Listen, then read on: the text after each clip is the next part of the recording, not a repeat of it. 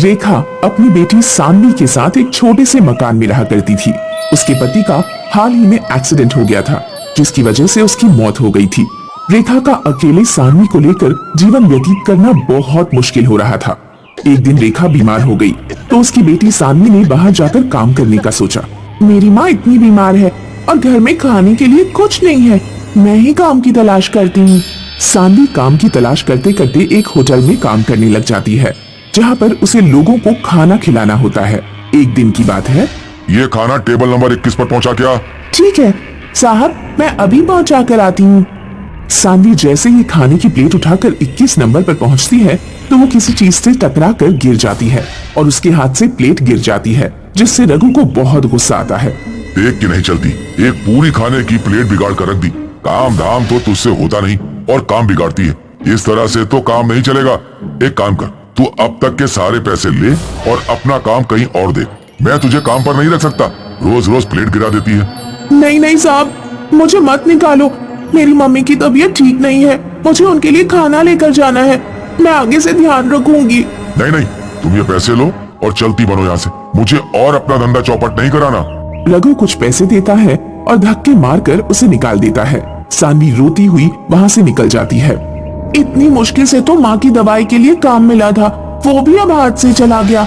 अब मैं माँ की दवाई कहाँ से लाऊंगी और घर कैसे चलेगा? धूप तो बहुत तेज हो रही है, अब करूँ तो क्या करूँ, कुछ समझ नहीं आ रहा। वो ऐसा सोचकर जा रही थी।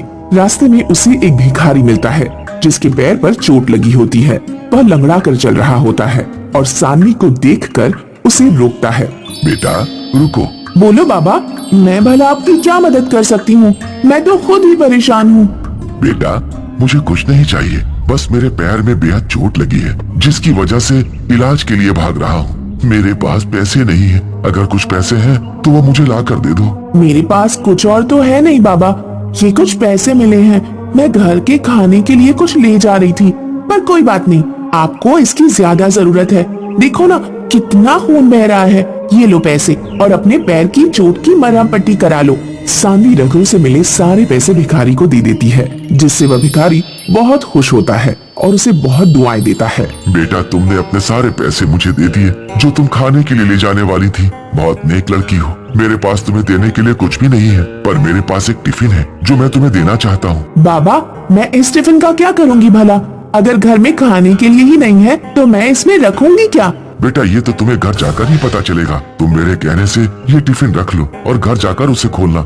सान्वी उस भिखारी से टिफिन ले लेती है और अपने घर की तरफ चल पड़ती है। घर जाकर जब टिफिन खोलकर देखती है तो उसमें एक वड़ा पाव रखा होता है। वह उसे देखकर बहुत खुश होती है कि चलो कुछ तो खाने को मिला। अरे ये तो बड़ी अच्छी बात है, इस टिफिन में मुझे एक वड़ा पाव मिला, मेरे खाने की समस्या दूर हो गई। एक वड़ा पाव मिला है तो चलो इसमें आधा मैं अपनी मम्मी के लिए रख देती हूँ और आधा मैं खुद खा लेती हूँ। सान्वी जैसे ही उस टिफिन को दोबारा खोलती है, उसमें एक और वड़ा पाव दिखता है। अरे ये क्या, इसमें से तो अभी मैंने वड़ा पाव निकाला था, अब इसमें दोबारा कहाँ से आ गया? शायद टिफिन में 2 वड़ा पाव होंगे जो मैंने देखा ही नहीं। सान्वी दोबारा से थोड़ी देर बाद उस टिफिन को खोलकर देखती है। उस टिफिन में फिर वड़ा पाव होता है। सान्वी वड़ा पाव देखकर दंग रह जाती है और अपनी माँ को सारी बात बताती है। माँ देखो, मैं जितनी बार भी इस टिफिन को खोल रही हूँ मुझे एक वड़ा पाव इसके अंदर मिलता है, ये कैसे हो रहा है? अरे सच में सान्वी, ये वड़ा पाव तो जादुई लगता है, जिसको जितना खर्च करो कि उतना और बढ़ जाता है। सान्वी और रेखा बहुत खुश होते हैं और जी भर के वड़ा पाव खाते हैं। सान्वी, हमें बहुत ही अच्छी चीज मिली है, ये वड़ा पाव कभी खत्म ना होने वाले हैं। क्यों ना हम ये वड़ा पाव बेचना शुरू कर दे, जिससे हमारे बाकी के खर्चे भी पूरे हो जाएंगे। हाँ माँ, आप सही कह रही हो, इतने सारे वड़ा पाव का हम क्या करेंगे, क्यों ना हम उन्हें बाकी लोगों में भी बांटना शुरू कर दें। अब रेखा और सान्वी उन जादुई वड़ों से गरीब लोगों की मदद करती हैं और उन्होंने उस वड़ा पाव की दुकान लगाना भी शुरू कर दिया था। वो उससे आने वाले पैसों से अपने घर का खर्च भी चलाते थे और दूसरों की मदद भी किया करते थे। देखो ना सान्वी, हमारे दिन फिर बदल गए। इन वड़ा पाव से तो हमें बरकत ही बरकत हो रही है। आज हमारे पास बड़ा घर है, गाड़ी है, हम आलीशान घर में रहते हैं, अब हमें कोई दुख नहीं है। तभी एक आदमी वहाँ भागा भागा आता है। तो सानवी उससे पूछती है, इतनी तेज क्यों भाग रहे हो, क्या हुआ? अरे गांव के पास जो बांध था वो टूटने वाला है। पूरा गांव खाली करने का आदेश आया है। अगर वो बांध टूट गया तो पूरा गांव का गांव उस बांध के रुके पानी में बह जाएगा। भागो भागो सानवी, तुम भी अपनी जान बचाकर भागो। अरे ये तो बड़ी मुसीबत वाली बात हो गई, गांव खतरे में है। चलो सानवी, हम भी पास के गांव में चलते हैं। नहीं माँ, आप रुको, उस बांध को ये बड़ा पाव ठीक कर सकता है। मुझे इस पर पूरा भरोसा है। इसने जब हमारे सारे दिन ठीक किए हैं तो अब ये मुसीबत भी जरूर ठीक कर देगा। सानवी उस जादुई बड़ा पाव को बांध के पास ले जाती है और उससे कहती है, जादुई बड़ा पाव, तुमने हमेशा हमारी मदद की है। अब इस गांव को तुम्हारी मदद की जरूरत है। तुम इस बांध को टूटने मत देना। कुछ भी करो, इस पानी का रुख इस गांव की तरफ ना हो पाए। जाओ बड़ा पाव। बड़ा पाव उड़ता हुआ उस बांध की ओर जाता है और अपना आकार बढ़ा लेता है, जिसकी वजह से बांध टूटने से बच जाता है और पानी का बहाव गांव की तरफ ना आकर वहीं के वहीं रुक जाता है। ये सब गांव वाले देखते हैं तो सब सानवी का बहुत बहुत शुक्रिया करके उसे बधाई देते हैं। सानवी, तुमने सच में बहुत अच्छा काम किया है। तुमने गांव को बहने से बचा लिया। हम सबको तुझ पर गर्व है। सभी गांव वाले सानवी के लिए खुशी से तालियां बजाते हैं। अब सानवी और रेखा उस जादुई बड़ा पाव की सहायता से सबकी मदद करते हुए अपना जीवन व्यतीत करते हैं। ये कहानी बेंगलोर की है। सड़क के किनारे हेनरी और जैक दोनों के बर्गर्स के स्टॉल थे। हेनरी बहुत ही अच्छा था। वो अपनी बर्गर्स में अच्छी सामग्री का इस्तेमाल करता था, जैसे कि अच्छी सब्जियां, अच्छे आलू, अच्छा तेल और अच्छे क्वालिटी के बर्गर्स बन। और जैक को बस पैसे कमाने का लालच था। वो सड़ी गली सब्जियां, सस्ता तेल, पुराने आलू का इस्तेमाल करता था। दोनों के बर्गर्स 50 रुपए के थे, पर फिर भी हेनरी से ज्यादा जैक के बर्गर्स बिका करते थे। देखो भाई, तुम हमेशा बोलते हो ना, अच्छे कर्मों का फल अच्छा होता है। तुम तो बहुत अच्छे हो, अच्छी सामग्री का इस्तेमाल करते हो, पर फिर भी तुम्हारे बर्गर को कोई नहीं खरीदता। ऐसा क्यों? जैक अक्सर हेनरी को उसकी अच्छाई के लिए ताने मारा करता था। एक रात की बात है, उस दिन हेनरी के काफी बर्गर्स बचे थे। अरे बाप रे, आज तो बर्गर्स बिके ही नहीं। अगर ऐसे ही चलता रहा तो कैसे चलेगा? ये बर्गर्स वेस्ट करने से अच्छा है कि मैं किसी जरूरतमंद का पेट भर दूं। और ये सोचकर हेनरी ने वो सारे बर्गर्स पैक कर लिए। रास्ते में उसे जितने गरीब दिखते वो उन सबको एक एक बर्गर देता गया। Thank you my son, you are most welcome. भगवान तुम्हारा भला करे बेटा। हेनरी भूखे गरीबों का पेट भर रहा था और सारे गरीब हेनरी को आशीर्वाद दे रहे थे। आगे चलकर एक सुनसान सड़क पर हेनरी को एक छोटी बच्ची दिखी। हेनरी ने उसे भी एक बर्गर दे दिया।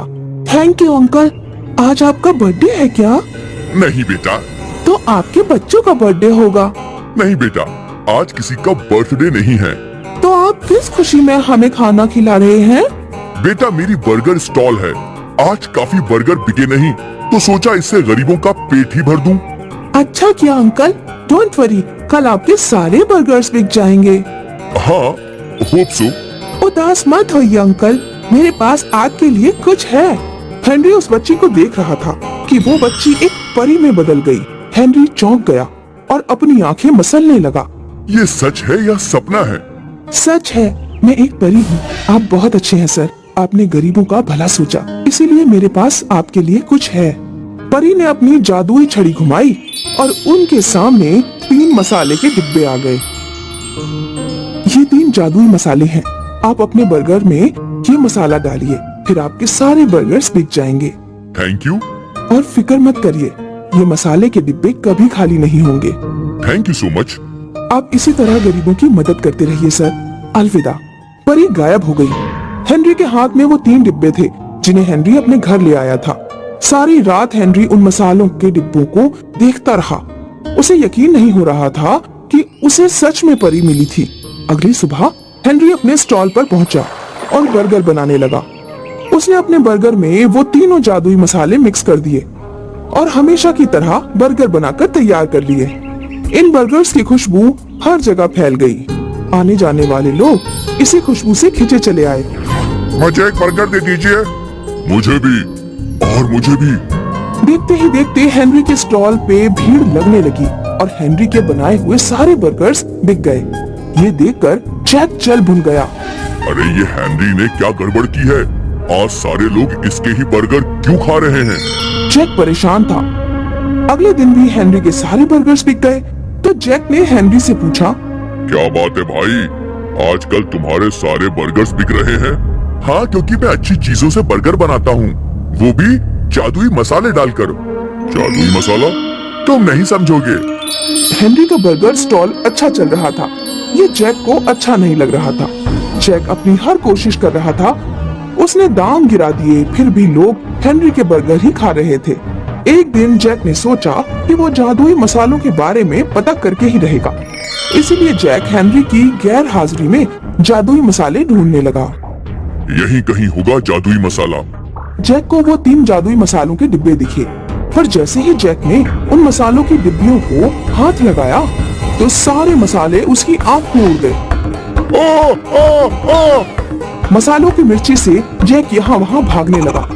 उस दिन के बाद फिर कभी जैक ने 3 जादुई मसालों को छीनने की कोशिश नहीं की। कुछ महीनों में हेनरी ने जादुई मसालों से बने बर्गर बेचकर काफी पैसे कमा लिए।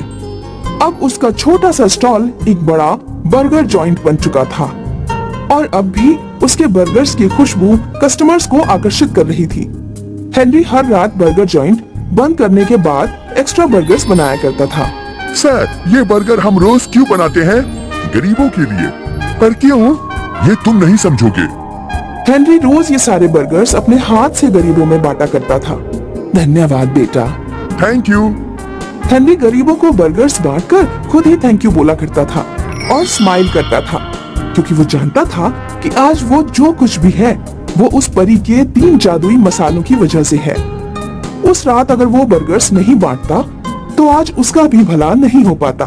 इसीलिए कहते हैं, कर भला तो हो भला। कहानी अच्छी लगी तो लाइक, कमेंट और सब्सक्राइब जरूर करें। धन्यवाद।